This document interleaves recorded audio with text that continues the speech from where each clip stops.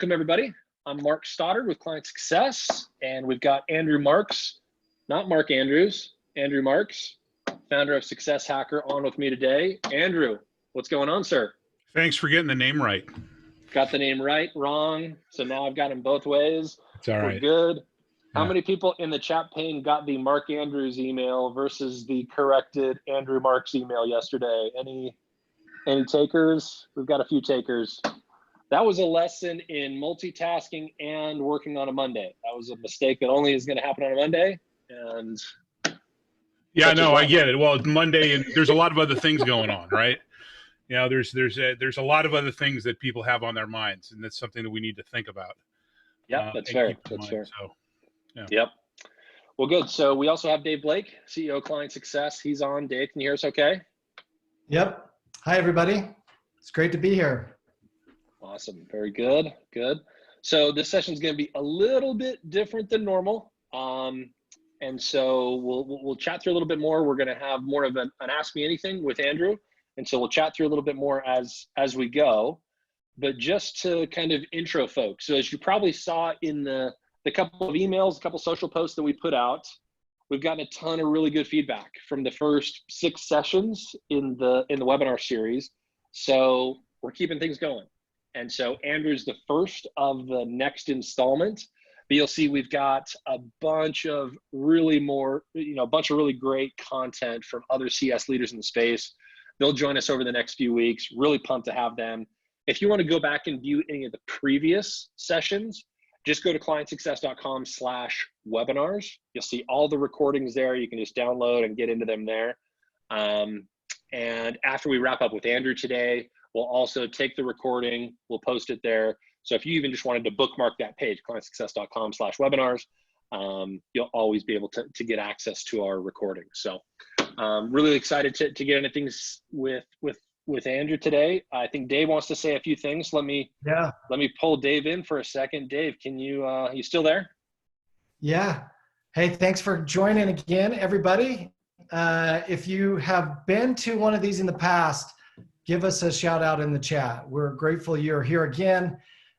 Very stoked to have Andrew here. One of my favorite people out there, great thought leader, a lot of wisdom, a lot of experience. So make sure you throw all your questions at Andrew today. Hard ones, easy ones. Let's pile him up with a lot of questions. Keep him busy, man. Thanks, Dave. He's great. And he's wearing our grit shirt. So if anybody hasn't heard about these are our grit shirts. We certainly know that it takes a lot of grit to be in customer success, especially at this time. And my message to you today is hang in there. I know, have a good perspective across the customer success landscape. And I feel a little bit of stress, anxiety, and concern across the customer success landscape. Certainly, our team feels it as well. We're all, we see our friends, we see companies impacted, we see churn come up across the SaaS landscape. We see deals are sometimes hard to close. I've seen that across all of our customers and across all of our friends in SaaS. And so if you're in customer success, especially if you're in the trenches, thanks for all that you do. Reach out to somebody else. If you're having a tough day, if maybe one of your customers was impacted or a friend in the community impacted, reach out, have a Zoom session, just relax and commiserate together, talk it out together, and just hang in there. We're certainly here for you anytime we can. We hope that you'll reach out to us, and we hope that these sessions every Tuesday and Thursday provide a little bit of relief, a little bit of inspiration, that you're learning and engaging, and that you know that you've got a great community surrounding you. And certainly the team of Client Success and Andrew here today are here for you anytime. So thanks for joining us. Andrew, so grateful you could be here. Excited to listen into your wisdom today. And with that, I'll turn it back to Mark and Andrew. Cool, appreciate it. Thanks, Dave. Thanks, Dave. The only other thing I'd add there is, even with everything going on, there still are companies out there that are hiring CS professionals. There's still a bunch out there. We've got a list of 30 on our website. I just got another 20 come into my inbox over the last, a few days. So I'm going to update the page we have on our website. I'll post the link to the page we're hosting on our website, clientsuccess.com/customer success job openings. I'll put that link in the chat pane. But if you know of anybody that's hiring, let us know. We're trying to make sure that everybody that has been impacted in a negative way and, that's lost a job in customer success, they can find a landing spot as quickly as possible. So, so Mark, on that, we just this morning launched a central resource designed to cut through a lot of the noise and surface the customer success job opportunities that are still active despite what's going on. It was actually thanks to you guys for that inspiration. So cool. It's a global list. Literally just posted it probably 45 minutes before our call here. I'm going to throw that link. Put that in the webinar. And then I'll link to that on our page also. Yeah. Great. Appreciate it. So. Yeah. Well, cool. So just for those of you that this is your first time on one of these webinars or first time hearing from Client Success, I want to just do a brief intro into who we are, what we do, how we help companies, especially right now, and then we'll jump into things with Andrew. So as I've said before, we're a customer success growth platform. And what we do is we help customer success teams keep and grow their customers. We really focus on first, basically enabling CSMs to do everything that they need to manage a customer's complete life cycle, from onboarding to adoption to renewal to growth. We basically think of it from new to renew, giving CSMs everything that they need, as well as driving insights, accountability, collaboration across the entire company. And so making sure that all of your key stakeholders know what's going on with your customers, know what's going on with your renewal rates, know what's going on with your revenue forecasts.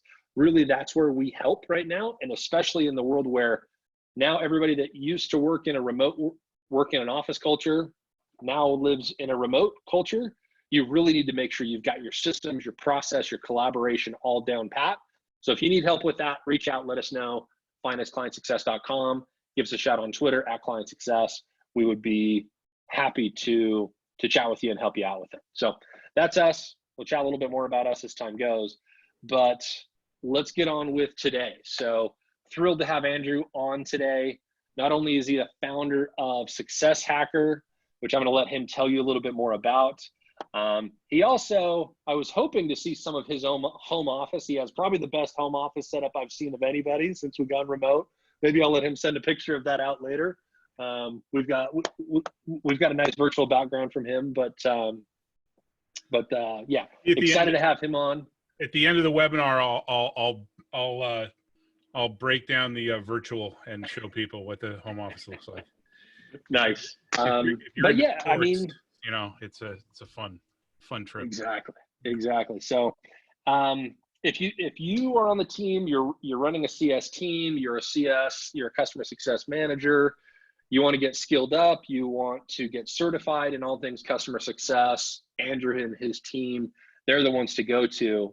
And when Andrew and I were talking the other day about what topic to cover, what we realized is that every challenge pretty much that everybody on the call is facing, Andrew's gone through at one point or another. He's been leading customer success org since, I don't want to date you, but according to LinkedIn, I see the early 2000s running CS teams, spent time at SAP, Sage, Adobe, a bunch of earlier stage startups. So like I said, pretty much any challenge that you've run into, he's seen it, he's managed through it, and as we all see, he's still standing. So what we thought today was, best to do a simple AMA and ask me anything. And so several of you have already submitted questions. Looks like, we've got a bunch of those already that we've got collected on here that we can start with. We also have the chat pane open. And so it looks like a few of you have already put questions in the Q&A panel and the chat panel. And we'll treat this like any AMA you've seen. And so, yeah, it looks like cool. Looks like a few of you are already putting stuff in. So maybe we'll start with the questions we already have, and then we'll jump into some of the questions that you guys have, and we'll treat this as interactive. In some cases, we might unmute you, or if you really want to make sure you can ask your question in a specific way, you can raise your hand in Zoom. We can unmute a few there. we're going to treat this as open. And so this will be fun. We'll go into a bunch of different directions. I think we're going to get some questions on kind of current state of affairs versus other stuff that's general customer success best practices. But yeah, that's how we'll run through it. And so maybe before we jump into the questions we've got, Andrew, few words, few thoughts that you just want to share with folks at the top. Yeah, sure. So Success Hacker, we've been around for now 6 years. As Mark mentioned, I and my partners have spent our careers building and running success and services teams across a wide variety of companies, small, large, enterprise, a little bit of consumer here and there. And we've taken all of what we've done and what we've learned, and we've created a training and coaching, primarily training and coaching organization. We're the only certified provider of customer success training globally. As far as we know, we're CPD certified, and we're looking at getting accreditation in a number of different places. So we take this very seriously. Our products are we want our trainings to be considered the gold standard. And I put a lot of effort and focus into developing a compelling set of valuable information for folks in these roles. Before we get to the questions, piggybacking on what Dave said, one thing that I am always talking about, especially with we do a live coaching seminar as well with my coaching cohorts.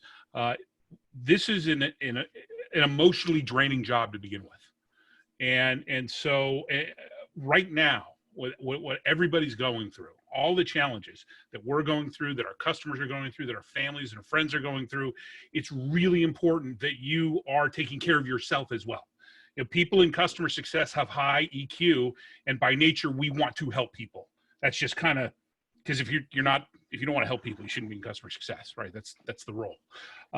So we need to, though, make sure we're focusing on ourselves as well. So I'm constantly coaching people to meditate or to go take a walk or pop on the AirPods and listen to your one of your favorite artists or something, just to center yourself a couple times a day. Just make sure that you're taking care of yourself mentally and emotionally, in addition to all the other people that depend on you, whether they're your family, your friends, your customers. So just some words of wisdom there. Yeah, can't argue with any of that. So I think that's great. So cool. Should we jump into questions? Is that where we should go next? Sure. All right, cool. So as I mentioned, I've got a list of questions on kind of the few different screens that we're working off. So we're going to go through as many as we can get through in the next, we've got till the top of the hour. So we've got 45 minutes to crank. And so we'll go there. So the first question I've got here is really related to kind of current situation. So the question is looking for advice on handling customer requests for COVID-19 related discount, service suspension requests, while still managing the impact on our business. So got a bunch of customers reaching out with different types of requests, suspension, payment terms, discounts, what have you. How do I do that with actually balancing that with the fact that I've also got a business to run? What are some of your thoughts there, Andrew? So this is, of course, it's top of mind for everybody. And I just recorded a moment of truth, my podcast series last week with Mike Redboard, who was responsible for HubSpot's customer success team for many years. And we were talking about this very thing. So some things that you're going to need to remember, right? Interactions are going to be really different. There's going to be a lot more difficult conversations. The first thing that you need to do is really understand what's happening in your business. So make sure you have that visibility and look at your renewals for the next 6 to 9 months and get an understanding of the shape of your renewals pipeline. Mike brought up this concept of the shape of the renewals pipeline, which I like the way he referred to this, right? So is there a bulge somewhere in the 60, 90, 120 days out?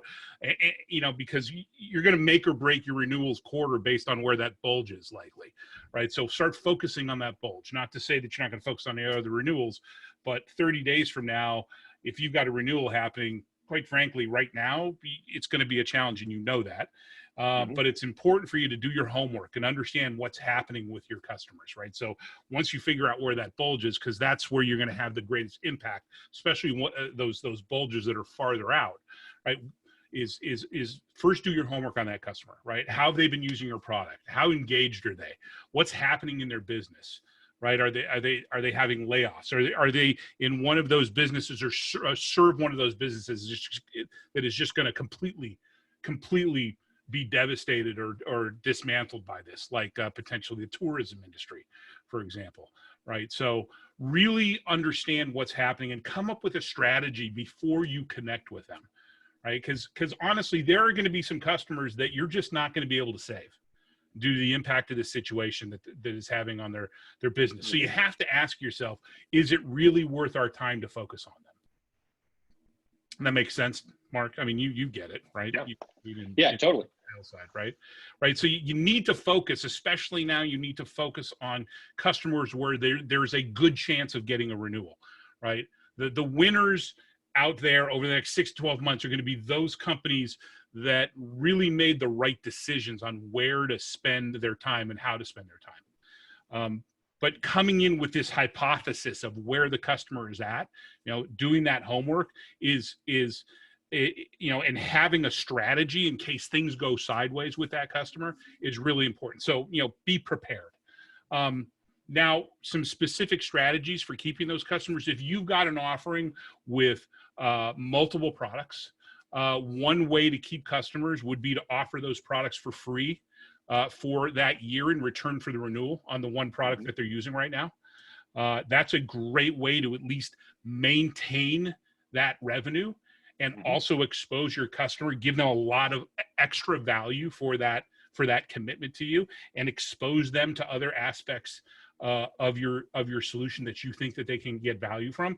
And after a year, if they've adopted aspects of that, getting that renewal, and getting that upsell to that product is going to be a ton easier. And there are, this works when you're a company that has multiple products to offer. Right? You've got a multi-product platform. Now, if you're smaller and you don't have that opportunity, a few tools to play with in order to preserve as much revenue is create a cascading set of offers that have an incremental, pricing steps downward, right? So maybe you start with the original renewal and then you do something with the terms, right? If you commit to, 2 years, we'll invoice you, but we'll give you 6 month payment terms, or we'll give you a 50% discount, or we'll furlough payments, or we'll approach it as an accrual payment, right? And agree to have you pay on an accrual basis later in the year, January 1, right? So sign a contract, we won't bill you for 6 months, right? So you should come up with this set of steps that you can move down, hopefully to prevent it from becoming an actual churn.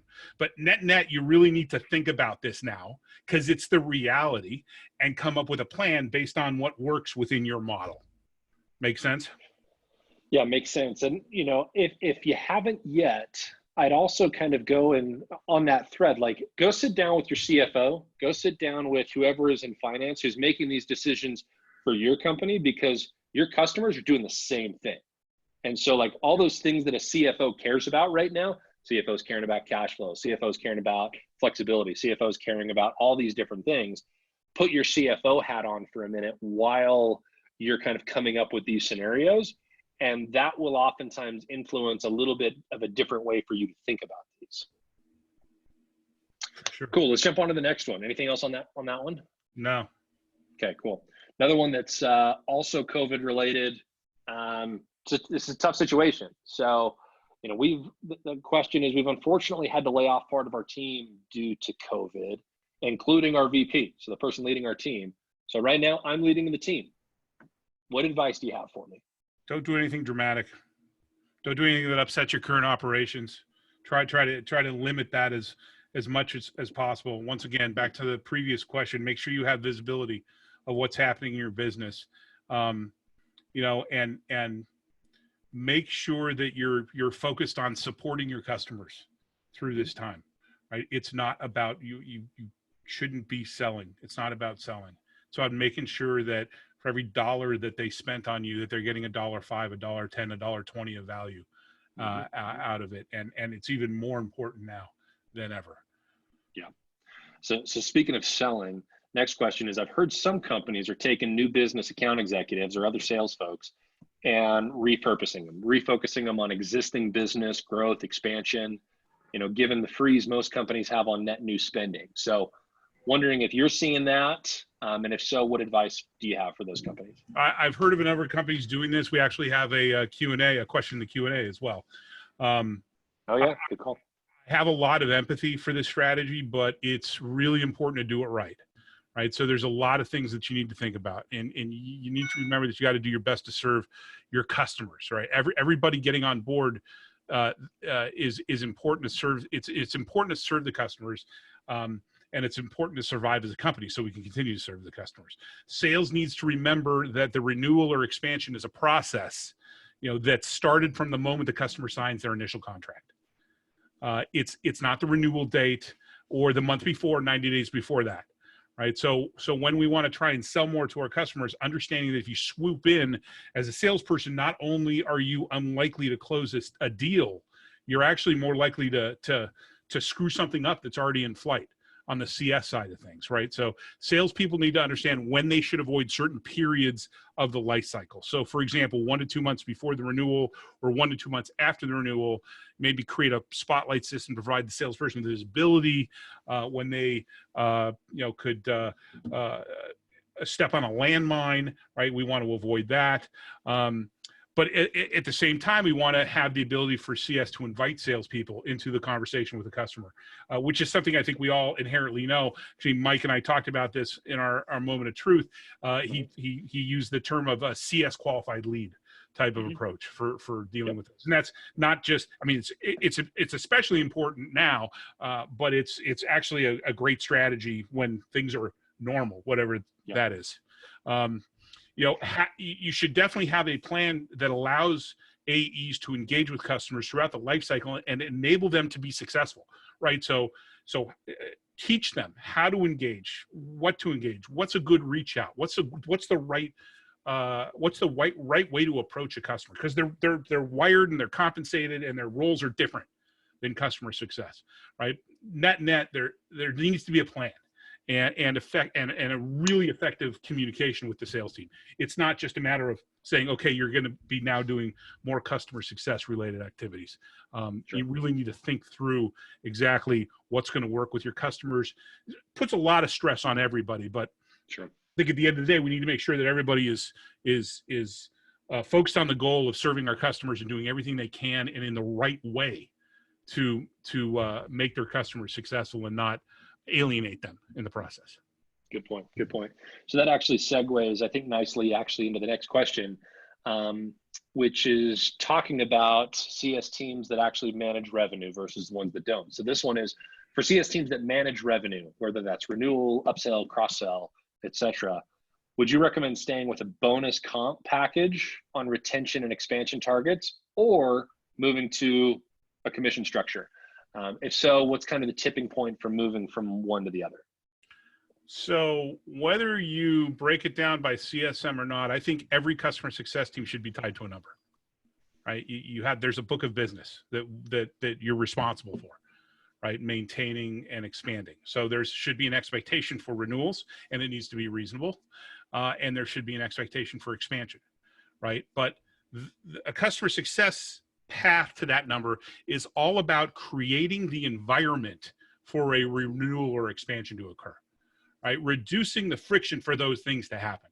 Because quite frankly, if we're doing it right, and yes, I know this is nirvana, but if customer success is doing everything right, the renewal should be a non-event, because it's going to happen, right? Mm-hmm. If we are doing what we're supposed to be doing, making sure the customer is getting value, driving adoption, going through the change management exercise of getting them to understand and adopt, this new product.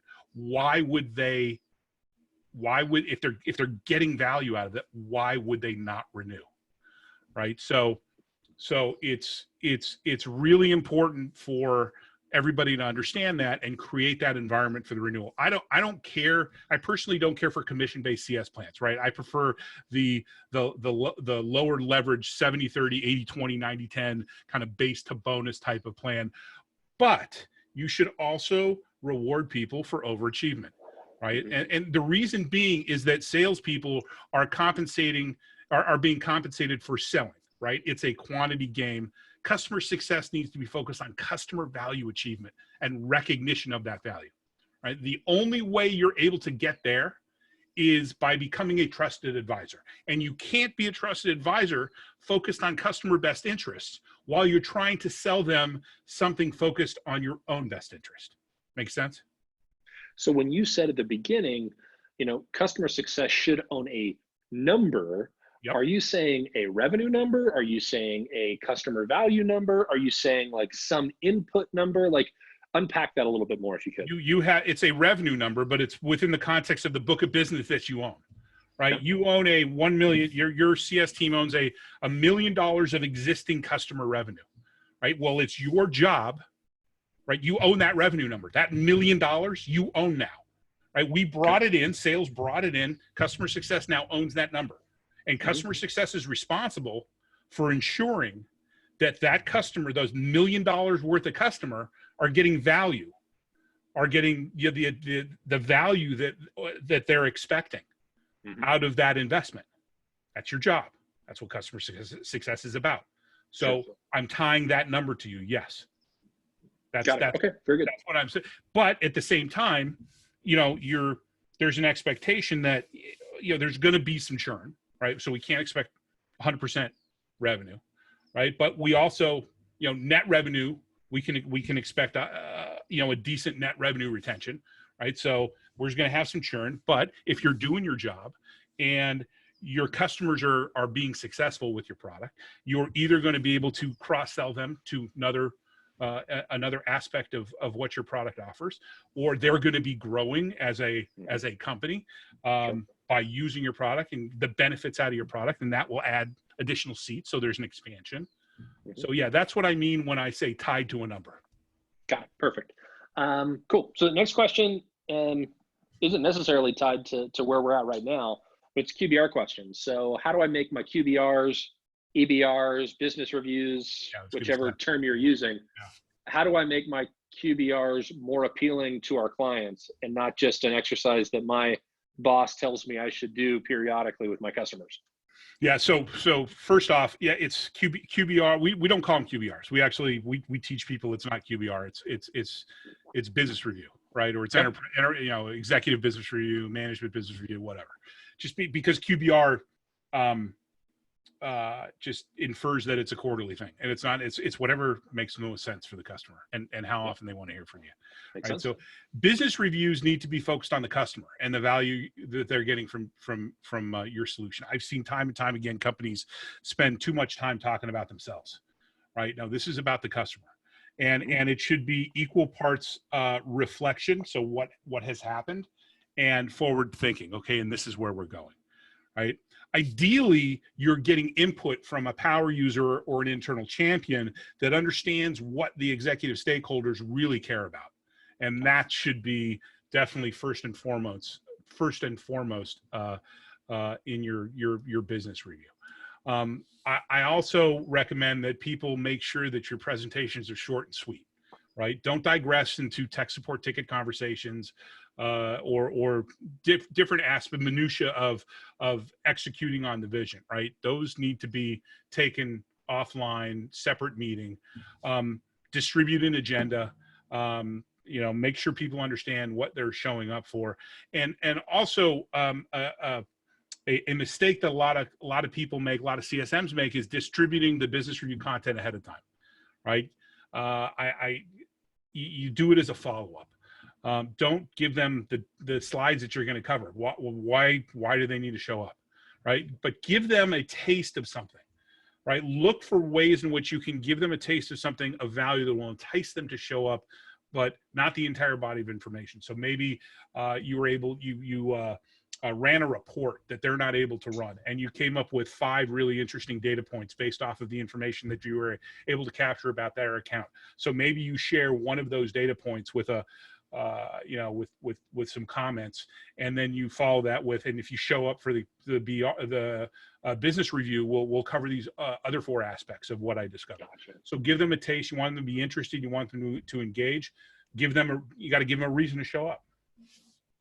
Makes sense. Makes sense. I was actually going to jump in before you said that with my advice would be share it beforehand, but you just convinced me I'm wrong. So yeah. I learned something. I figure we can end it right there because I just learned something. So cool. Glad Next I could one. help. I'm glad I could help, Mark. Yeah, exactly. Just call it a day. Yeah. All right. So many of us in the CS community are helping others to refer to relevant opportunities who are still hiring during this crisis period. We're all really grateful to them, but some mentoring and some guidance on how to make minor changes to our resumes is also important than ever to grab attention. So we've always heard that a resume needs to be data-driven.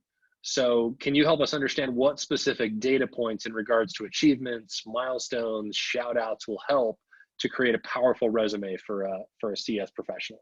Sure. I've got a lot of experience in this particular thing. When we launched the company, we started the company as a consulting and recruiting firm. I used to joke that I was monetizing my LinkedIn network, but it really wasn't a joke. It's how I was able to do it. And so I did a lot of recruiting for quite a few years before which was the revenue we used to build the training and coaching content that we now support the business. We've actually brought somebody else on to manage the recruiting business for us. Started it just the week before everything went to hell in a handbasket in our country. So timing is everything. But I did a lot of this. I worked with a lot of people on their resumes and how to build these types of data-driven resumes. So as far as data-driven resumes and LinkedIn profiles, by the way, and I'm of the opinion that they should be both the same. Something that you want to remember is that your resume doesn't need to be an extensive retelling of your work life, right? It's not war and peace here, right? The idea of the resume is to get your foot in the door, right? So you want to have the biggest bang for the buck, and that buck needs to be like 2 pages or less, right? So my recommendations are, first of all, summarize each role in 2 to 3 sentences, right? And then pick 3 to 4 selected accomplishments. And as much as possible, tie specific numbers to those accomplishments. So things like, I implemented a new onboarding process that reduced first time to value from 45 days to 30 days, right? So the formula is, I did X and the result was Y, right? That's a data. I did this and this is what happened, right? And by the way, don't bullshit that. Make sure that whatever you put in there is something that you can tell a story on, because that's what you want people to focus on. Oh, I'm going to want to talk about how this individual reduced time to value from 45 days to 30 days. So you need to be prepared. Whatever you put in your resume, you've got a good story, a good conversation to back that up, because that's what they're going to focus on. Designed tech touch processes that increased CSM productivity by 35% and business book size by 10%, reducing the need to hire additional staff, right? So very specific, boom, boom, boom. Doesn't have to be everything. 3 to 4 things that you can spin a really good narrative around, because these are the types of things that are going to get your foot in the door. And I guarantee you, if they get your foot in the door, they're going to ask you about them. Got it. Good point. Good point. So kind of there's a question in the chat that kind of pulls on this kind of hiring thread. Well, it's kind of the opposite, but it's relevant to kind of what's going on right now. So Michael says, so what amazes me, Michael, is that, all these CSMs are being laid off right now. It would seem that there's little value given to customer success, since he sees at the same time a bunch of sales jobs, AE, account managers, jobs being advertised. We've only seen a month of lockdown where companies, since we've only seen a month of lockdown. Yeah, I see that. Yeah.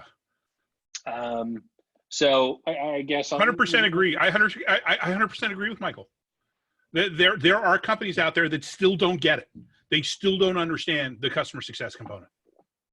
They still don't understand that in order for you to be successful, you need to focus on your existing revenue. In a growing company, your sustaining revenue quickly outpaces your new logo revenue. Yep. It's just, there's no getting around that. That's just how it is. Right? So for companies that haven't figured that out yet, yeah, they're not going to survive. So right? if I'm evaluating an opportunity right now, so if I'm looking at all these companies that are hiring, I'm a CS professional, I want to find the companies that still get it. What are maybe some questions, some thoughts, some things that you would look at to see, or maybe things you would ask during the interview process to see, do these guys actually get it, or are they kind of still living in, 1995? Not sure why I put that date out there, but it's out there. Well, I think you have to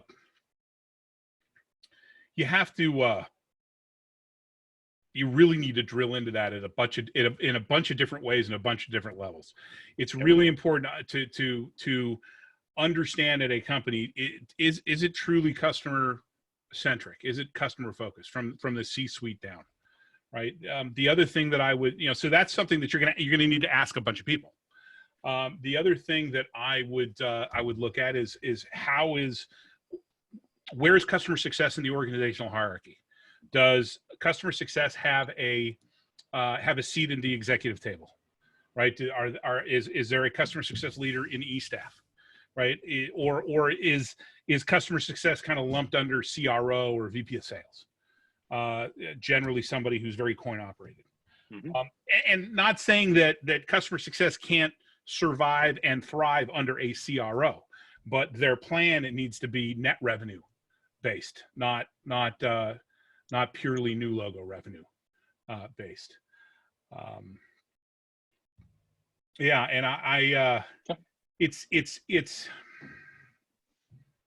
I don't know, it's something that, that customer centric, and the problem is, the reason I'm having a hard time answering this question, Mark, is because I myself, as well as I know people who have asked all the questions and gotten all the right answers, and yet when they started and they got going with the company, it was all different. They were sold a bill of goods, right? So I think that there definitely, though, you want to get into, okay, how customer focused is the organization. Also, where is it your revenue at, your sustaining revenue to new revenue projections at, right? Have you tipped that scale? Are you now, is your sustaining revenue now outpacing your net new revenue? I think it's important to understand where you're at on that balance. On that continuum. That's funny. We've kind of we've obviously struck a chord here. There's a new comment from Bhushan who says higher management in his business, including my manager, doesn't understand customer success and doesn't measure it the right way, other than just the revenue number. So the question here is, how do I convince them otherwise? Since in his case, he says, I believe I can do his job better than he does. But I mean, kind of that same point of like, I'm working for a manager who's managing customer success, who frankly doesn't get it beyond just the number. Anything else you would add beyond what you just said there? Well, the revenue number first. The other thing that people need to remember is things like churn and renewals and the revenue number. They're trailing indicators, right? If you're truly serious about customer success and you want to measure customer success in the right way, you need to be looking at, and you need to be focused on, how do we make sure we're doing the right things in the right ways at the right times for the customers at where they're at in their customer journey, right? That's understanding customer success. Yeah. Right. Because it's the more you know, the more you understand, the more you control what's happening higher up in the pipe, not at the, not looking just at the renewal. You can affect the renewal, right? The more I know and the more I understand, the more I can control the outcome. And if you are in that situation, which it sounds like Bhushan might be here, where you're rolling into, let's call it a CRO or a more VP of sales, kind of sales type candidate, if that person's worth their weight on the sales side, they understand that in order to get a revenue number on the new business side, you don't necessarily, yes, you track the new business side, but you track the activities, you track the funnel, you track everything that goes from start to finish. Yeah. So you're going to be in a much better position if you can kind of put it in that language. The same Yeah. way that you manage a new business funnel from start to finish. Exactly. You know, it starts at, you know, traffic and leads and activity and demos and all this type of stuff. If you can put that in the same frame of reference, you'll probably have, you'll get a better, You're going to get a better outcome. We know from years and years and years of using, you know, of these sales processes and this whole funnel process, you know, we've come up with some relatively accurate data points that dictate what we should be able to convert, right?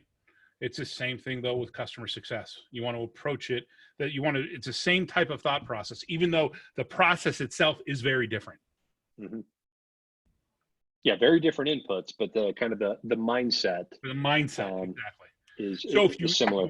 And so if you approach somebody, if you approach a leader like this in that way, but help them understand the, you know, even though they're different, there are different steps. It's a similar approach, a similar process, a similar mindset. Then you might be able to convince them that you actually know what you're doing.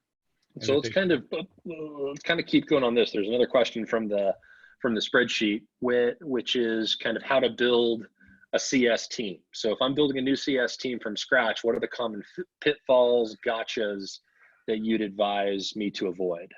I think one of the first things, and I've done this, you know, for years consulting with companies. So one of the first things is to before you do anything, as far as expanding your team, map out your customer journey. It doesn't need to be anything too detailed, just so you understand what it looks like. And then identify those moments of truth, right? Those situations in that customer journey where you can make or break your relationship with the customer. And then looking at those moments of truth, figure out how you address them either through manual or automated means. And maybe it's manual to start and then you move it to automated later. And then based on that and based off of what your growth projections are, you know, figuring out what you need to address those key moments of truth from a headcount perspective is really important. Also, I would always recommend that you come up with some sort of ratio when you're hiring, when you're building a team of more junior and experienced resources to senior resources. I've seen it happen time and time again where a company wants to bring in less experienced folks, and then they end up with a team of folks that are very junior, and there's no senior folks to mentor them. Mm-hmm. Right. So I think it's, you want to be careful about what your mix is of employee seniority. And a lot of that also just depends on what's your customer profile look like, and who are your stakeholders that you're working with. If you're working with high level executives and they're the main people you work with, you're going to hire a different profile than if you're supporting, you know, frontline sales reps or frontline, you know, in some other work. So that, and not just that, you want to look at what's the product and the complexity of the product. So it's not just who you're serving, but what is your product, right? Is it a homogeneous application that just needs some configuration, and really then it's a change management exercise, getting people to replace you know, their workflow from their former app to your new app? Or is it a platform like a business intelligence tool or security or something like that, where it's a more technical type of conversation that you're having, and therefore it's going to be a more complicated onboarding, enablement, and adoption type of conversation with not just true technical folks, but also those senior executives that probably aren't using it, right, but want to get value out of it. Sure. Cool. So going back a minute ago, we were talking about some kind of customer success metrics beyond just managing renewals and growth. And so the question here is, what are some examples of metrics for customer success teams that aren't related to specifically sales and renewals? So perhaps some of those input metrics you were talking about, process metrics. What are some of those other metrics you'd be tracking? Well, honestly, there's everything is tied to renewals, right? Everything is tied to there's You're not getting away from it. right? You can't get away from that because that's what we're in business, right? We're in business to generate revenue.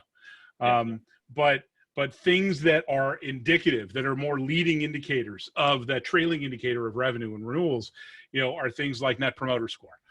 Give me a sense of how you feel about us. What NPS also allows you to expose are those advocates who who are going to refer you to their friends and colleagues and actually have a impact on your cost to acquire the customers, because now you're getting warmer leads, and customer satisfaction, of course, right? Am I satisfied with what I'm getting, the value I'm getting out of this? I mentioned before those leading team metrics, right? Do we have the right people doing the right things in the right times? And not just that, right? But couple it with a quality score. And not only is this indicative of, are we serving our customers, are they getting value? But what's also incredibly valuable about those team metrics is, if I'm measuring what my team is working on and what the effort is to get my customer through the various phases, I can look at a team member by team member basis and say, why does it take Mark 10 days to get through this phase, and he constantly gets 95% scores on his customer sat, yet it takes Andrew 15 days and he's only getting 50% score on customer sat, right? So being able to look at your team and figure out, okay, what can we teach Andrew that Mark knows, right? So constantly looking for ways to improve your own internal process. And then of course, user adoption and Sure. engagement is always a good metrics to look at. Cool. I've been wanting to get to this question from Scott. He typed it in a little while ago, and I've been wanting to get to it because he's actually almost in some of the opposite challenges, but it's still a challenge. So what Scott says here, his scenario is, we're an ed tech company that went from 700 average monthly signups to more than 10,000 in March. So of those 10,000, about 4,000 were paid users on a discounted plan, and the rest were parents we gave access for free. So all these accounts and all those accounts expire on July 1. So the question he's asking, so if we're planning to reach out in May and June to convert some of those paid discount users to annual plans, how should we go about it without sounding like greedy capitalists? Or should we extend those free accounts? Should we wait until it's quote unquote safer before we try and convert? What are your thoughts on it? My thought on that is that given where things are at, I think you need to look at this very carefully over the coming weeks and months.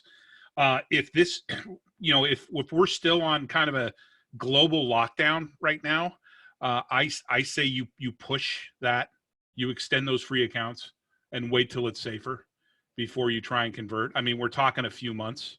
I just think the best thing to do, honestly, would be to reach out to those account holders and say, given what's going on and the uncertainty around it, we're extending these accounts until September 1st, and give people, or August 1st, or we're going to be extending these accounts, and we're going to be looking at things on a month by month basis, because we're all trying to figure this thing out.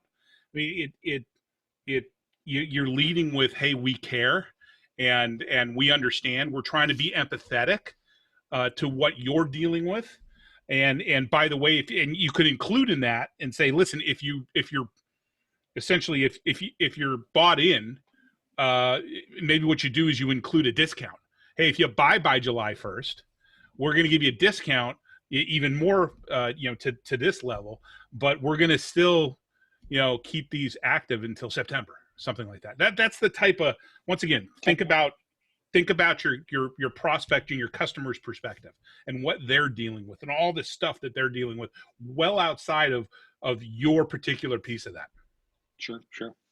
So there's a couple other kind of questions here, but I'll circle back to them. So what Melinda, her question here is, for the last 3 months, I've been planning our CS organization. So we just internally kicked it off on April 1st, and she's going to announce to the team during their customer advisory meeting this May.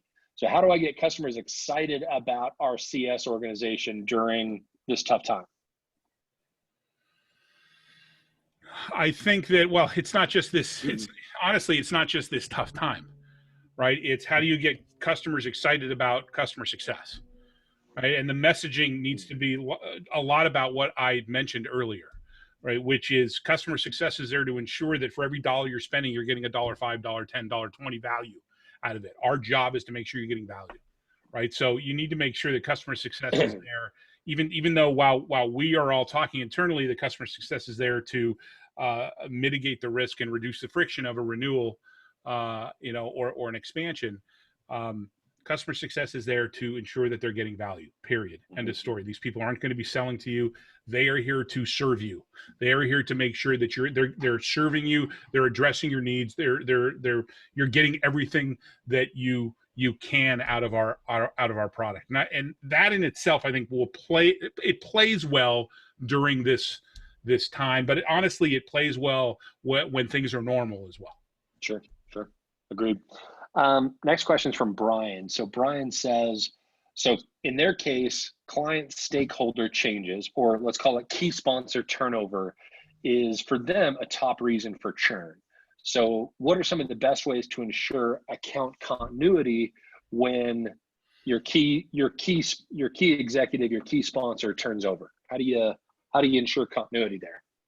Make sure you have other contacts at the account, right? It's something that we used to do in our account executives who were farming existing accounts used to do.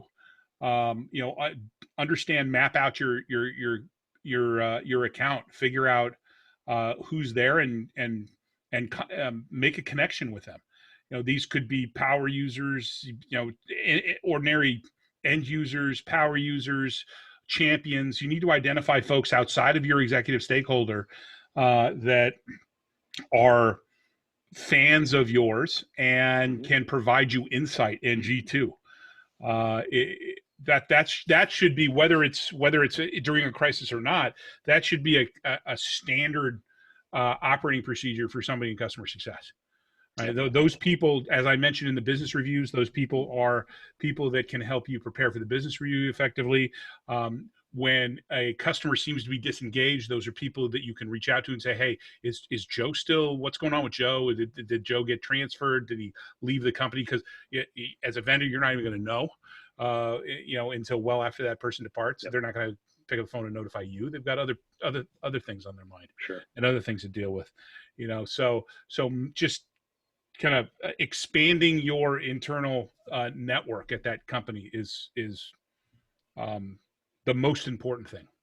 Yeah, and Brian, if you want to, that was a great kind of high level overview of how to do it. One of our webinars that we did a few weeks ago with Starhofer at eCompliance, she went probably for 30, 45 minutes on exactly how her company addresses that specific challenge. So go back to have a look at our past webinars with Star.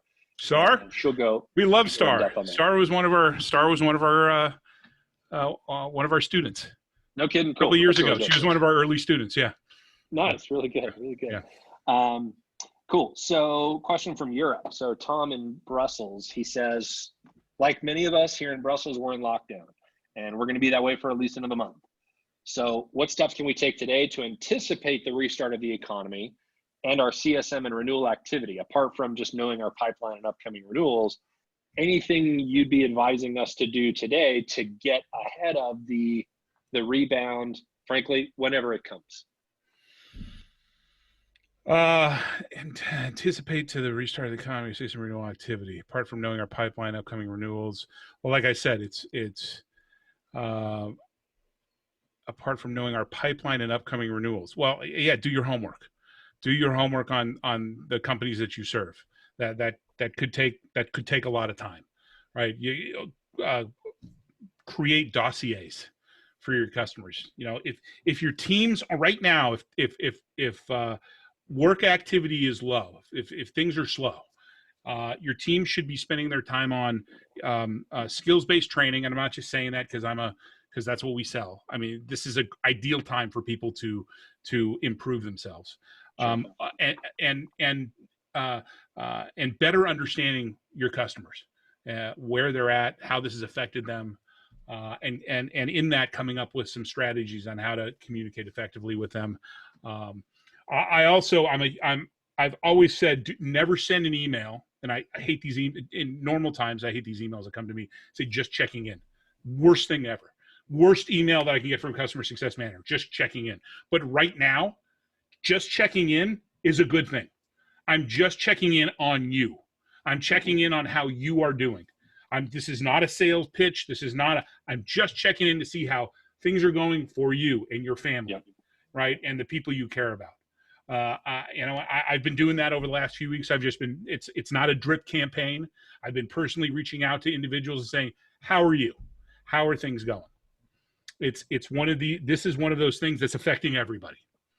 So I would highly recommend everybody, if you've got a book of business and you have those customer relationships that you've either built or you're trying to build, just checking in email on you and how things are going is a great step. Good point. Cool. We're getting close to the top of the hour. We won't have time to get through everybody's questions. Really appreciate these. Andrew, you're having a look at the Q&A. Are there any of these questions that are in here that you really want to make sure we get to before we wrap things up? How do you re-engage with disengaged clients? I think the best thing that you could do, once again, is you need to understand. Actually, the first step in re-engaging with disengaged clients is to understand, are they truly disengaged, right? Take a step back, practice some empathy, and put yourself in their shoes. Hey, this person hasn't been engaged with us. Well, they've been hit by this crisis. They happen to be in the tourism business. And, there's this, just taking their perspective on things. And then honestly, the just checking in type of email, especially now, is a great opportunity for you to try and re-engage with them. Let's see here. I'm curious your answer on Piyush's question, because I've been thinking through that myself. What are your thoughts on any new opportunities that might emerge after all of this? I've been talking to people that say, look, the fact is, remote work will never be the same again, because there's so many companies that had been avoiding it for so long. Yeah. Now that they've been forced into it, they see that it actually can be a driver. That's just one example. I think the work from home, the work from home there's been a lot of resistance to work from home. Last year, IBM made a big stink about laying people off unless they could, they laid a number of people off as part of their RIF unless they could actually be in an office. I think that working from home is going to become the norm. When I first started working from home 7 years ago, it was tough to get used to. And there's some really, there's some things that you need to do to set yourself up to work from home effectively. And it takes, 3 to 6 months. Well, we're forced into that. And I think that there's going to be a lot more people that are going to end up working from home. I also think that we're going to see a big change in how we're going to be doing things like conferences. I think there are going to be fewer conferences out there. I think there's going to be a lot more of this, a lot more virtual. Our training programs, we've gone to all virtual training. We're doing both our 2-day and now we're doing a 3 half-day training session. Because sitting for 2 full days on a training webinar is a lot of that takes a lot out of you.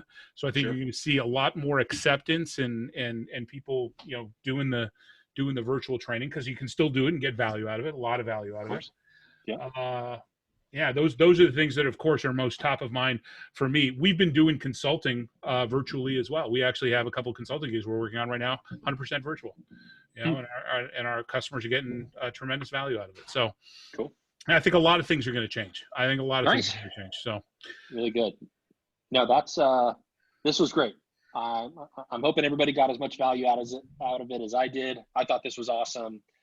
We didn't have time to get through all the questions. I'm going to keep track of the questions. I'm going to save the questions, and then maybe Andrew, if you want to try to answer some of them afterwards in a follow-up email, I'll kind of send them over to you and we can kind of chat through that.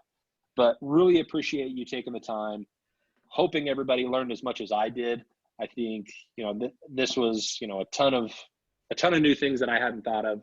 Andrew, any last words you'd like to share with everybody before we call it a day? Yeah, thanks, Mark. Yeah, once again, check out our training offering, successcoaching.co. There's also some great blog posts on there, and you'll also find our Moments of Truth and our CSM Mastermind series, which is a monthly webinar that we do. So check that out. And like I said at the beginning, just take a breath, center yourself, go for a walk.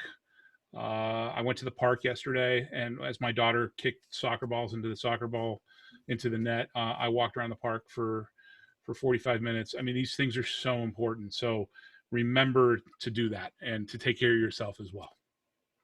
Agreed. Well, cool. Thanks, Andrew. Thanks, everybody else. And if you're signed up for this, you're signed up for our next one. So Thursday, we're going to be chatting with Jonna Weber. She's going to have a topic talking about continuous onboarding and how to continue to onboard your customers and your clients. I think it's going to be especially relevant for all of us. And thanks again to Andrew, and hope everybody has a good rest of their day. Always a pleasure, Mark and Dave. Thanks, everybody.